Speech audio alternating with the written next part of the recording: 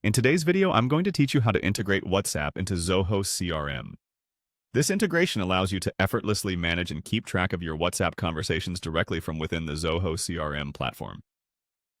Let's get started and guide you through the entire process step by step. First, open your browser and head over to the Zoho CRM homepage. If you aren't logged in, you might need to enter your credentials. Once you're on the homepage, your next move is to locate the Marketplace option. You can usually find it on the navigation bar, and it acts as a gateway to all the extensions and apps available for your Zoho systems. Now, in the Marketplace, you'll see a search bar where you can type in WhatsApp.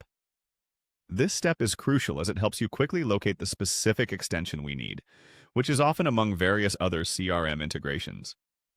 By typing WhatsApp, the system will filter your options and bring the relevant extension to the top of your search results.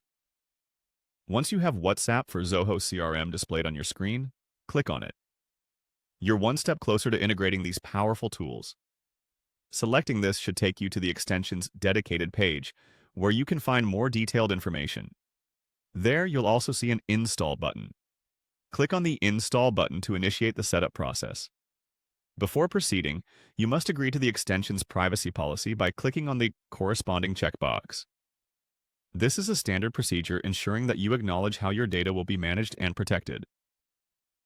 Similar to this, the Terms of Service checkbox must also be ticked, affirming your understanding and agreement to the service conditions. With those checkboxes clicked, advance by clicking Install again to move forward with the integration. But pay attention here, another step to reconfirm the Terms of Service might be required, so do ensure you've clicked that checkbox once more if prompted. Now you'll need to confirm the integration checkbox.